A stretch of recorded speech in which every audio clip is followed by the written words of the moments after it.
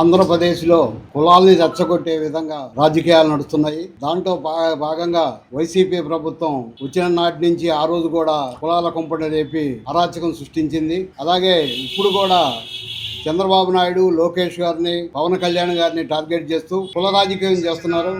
ఈరోజు YCP party paren నానిని, అంబటి రాంబాబుని మరి వాళ్ళు మాట్లాడే తీరు చూస్తుంటే ఎందుకు మాట్లాడుతున్నారా అనేది అర్థం కావట్లేదు. ఇవాళ టార్గెట్ పవన్ కళ్యాణ్ అయింది. వాళ్ళకి కుల రాజకీయాల్లో పవన్ కళ్యాణ్ని మరి తీసుకొచ్చి కూటమి ప్రభుత్వాన్ని విచ్ఛిన్నం చేయాలనే ఒక తలంపుతో వాళ్ళు రాజకీయం చేస్తున్నారు. కానీ ఈ రోజున కూటమి ప్రభుత్వం విచ్ఛిన్నం అవటం అనేది అసాధ్యం. ఎందుకంటే కూటమి ప్రభుత్వం ఒక సంక్షేమంగాను మరి అన్ని రకాల ప్రజలకు అనుకూలంగాను నడుస్తుంది. ఆ రాజకీయాన్ని మరి వీళ్ళ వల్ల కాదు బద్దలు కొట్టడం. కాపులను టార్గెట్ గా చేసుకుని అనేక అన్యాయాలు చేసిన వైసీపీ ప్రభుత్వం మరి ఈ రోజున మరి కులాన్ని ఉద్ధరించేట్టుగానో కుల రాజకీయం చేసేట్టుగానో మాట్లాడుతుంది. ప్రతిదాన్ని పవన్ కళ్యాణ్ గారిని తీసుకురావటం, లోకేష్ గారిని తీసుకురావటం, చంద్రబాబు నాయుడు గారిని తీసుకురావటం, అనేక రకాల విచ్ఛిన్నమైన రాజకీయం చేయటం మరి ఈ రోజున మంచి పద్ధతి కాదు. మరి ఆ రోజున మీరేం చేశారనేది మరి వైసీపీ ప్రభుత్వం ఆలోచించుకుంటే అంతా శూన్యమేను.